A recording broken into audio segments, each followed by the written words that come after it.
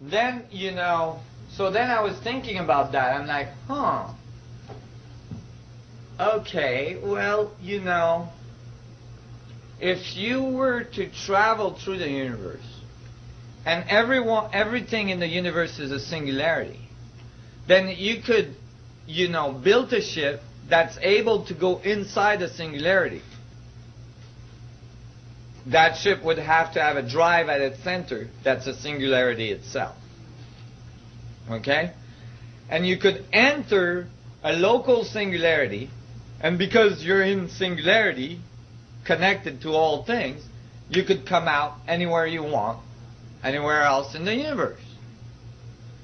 And you could actually follow a linear progression of that travel.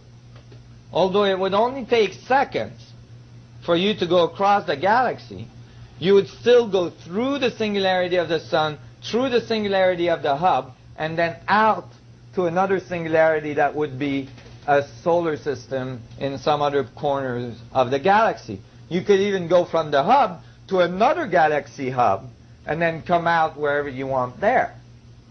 You guys are following this? Okay. Now, if you think of it this way, then it's like, okay, well, we should be able to see these guys coming in and out. So I started to investigate this, and I found something very bizarre. I found that most of the telescope and probes that observe the sun are owned by no one else but the Vatican. The Vatican. And I was thinking, well, that is strange. What does the Vatican want with the sun? And I noticed, you know, so I started to, you know, kind of keep track of what was going on the sun, and I kept on downloading, you know, material from NASA, from the SOHO probe, which is a probe that's orbiting the sun. And one day, this video was put on the net. This was a while ago, almost 5 years ago now. There's been many others since then. This is a good one. Let's take a look at it. They placed this on the sun. Now this is the probe telemetry. This is the camera. And it has a little arm that has a protective lens because otherwise the electronics would get overwhelmed. And this is the sun surface here. This is a representation of the sun surface. And this is the video.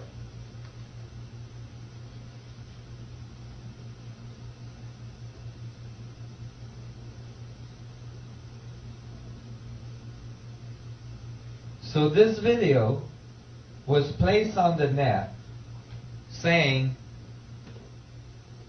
comets, sun-gazing comet hits the sun.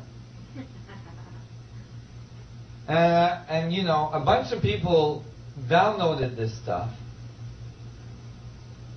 And you know, emailed NASA and said, what are these objects? Because comets usually have extremely long tails when they approach an object like the sun. Do you know how big these objects are? At least the size of the Earth. Okay? A comet the size of the Earth orbiting the sun or approaching the sun should have a very large tail, very visible tail. So, you know, after a whole bunch of astrophysicists emailed NASA going, what are these objects you're calling comets? They retracted the video. And I was lucky to get a copy because after, you know, a whole bunch of people complained when they retracted the video, they put the video back on. But all of a sudden, the objects had tails. However, let's go back and analyze this video a little bit. You can see the stars in the background all going from left to right. Okay, that's because the probe is orbiting. Right? And then you can see all these little white dots. Those are particles hitting the camera. Let's try to find one. You see this one? That's a particle from the sun hitting the camera. So you can ignore these little bleeps.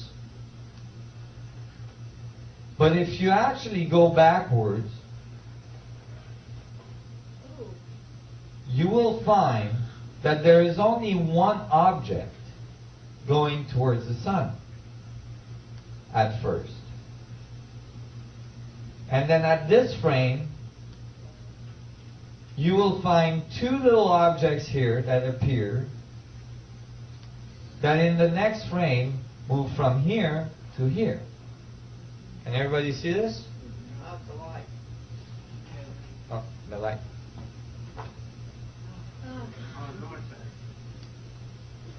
So, from here to there. Right? Now, that's against all the other movements in the background. Okay? And then on the next frame, these two objects become one. Now, that's quite possible if the two objects ended up one behind each other. Right? So now it becomes one to an observer here. And then the next frame, these two objects become the second comet, which makes a 90-degree angle turn. See? Boom, become one, and then starts moving in this direction.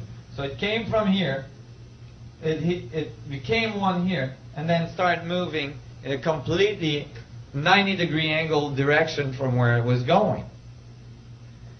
Now, the only comets that I know of that do that type of crazy movements are the ones that have little windows and little guys in the back waving. Okay? The size of the Earth.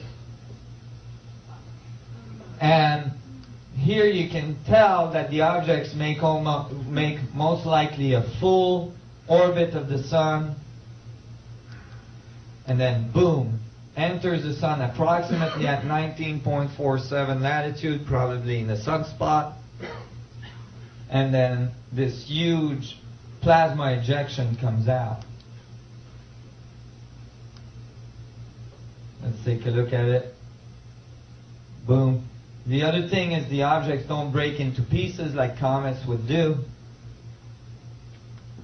And so I was really amazed to find this video.